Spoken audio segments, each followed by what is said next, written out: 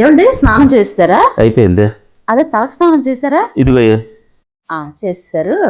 సరే ఆఫీస్కి వెళ్ళి సెలవు పెట్టుకుని వస్తానన్నారు కదా, వెళ్ళేసండి. బయట టీ కానీ ఏమైనా తాగారనుకోండి బాగోదు. సాయంత్రం అసలే వ్రతం మన ఇంట్లో ఉపవాసం ఒకటి మనం, అర్థమైందా? అలాగే లేవే ఇది అలాగండి. బయట అన్ని తాగేసి తినేసి చేసేస్తే పనికి రాదు. వెళ్ళండి. సరే వెళ్ళేసి పెట్టేసిరండి. సెలవు పెట్టుకుని వచ్చేస్తాను. సరే. హలో జ్యోతి. ఏంటి సరే కాలు కడుక్కున్నారా? కడిగి కడిగి కడిగి తెల్లగా అయిపోయాయి కాలు.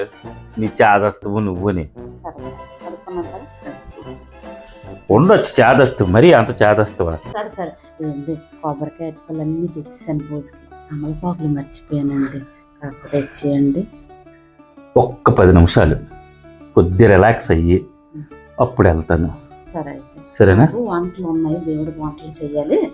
కూర్చోండి సరేనా? సరే సరే ఓకే. సరిపోయారు ఇద్దరును. సాగుతుంది మీకు అలాగా.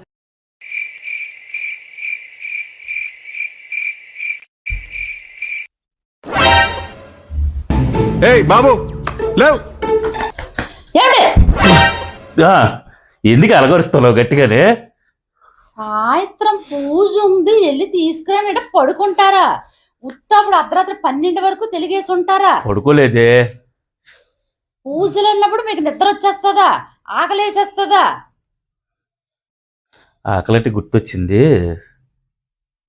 పందరు వేసుకుని ఇడ్లీ తినొచ్చు కదే. నూనెది కత్తి తినకూడదు. ఒక్క 2 ఇడ్లీ ఎందుకు పందరు వేసుకుని తింటాను, పర్వాలేదా? ఏంటి ఉత్తప్పుడు నేను ఉదయం పూట తినమని ఎంత మొత్తుకున్నా తినరు, పూజలప్పుడు మాత్రం ఆకలేసేస్తుంది, నిద్ర వచ్చేస్తుంది. ఏంటి విడ్డోరం? నాకు అర్థం అవ్వట్లేదు. సరే ఉండే తమలపాకులు తీసుకురండి. అమ్మ టాయిలెట్కి వెళ్ళేసి. టాయిలెట్ కా? స్నానం చేసి రండి. స్నానం చేయాలి, వెళ్ళి స్నానం చేసుకుని వచ్చి వెళ్ళి తీసుకురండి. అట్టదట్టంగా చేసి వద్దు దేవుడి దగ్గర. నా వల్ల కాదులే, ఏ టాయిలెట్కి వెళ్ళాం. వెళ్ళి తమలపాకులు తెచ్చేస్తానులే. వెళ్ళండి, వెళ్ళి తీసుకురండి.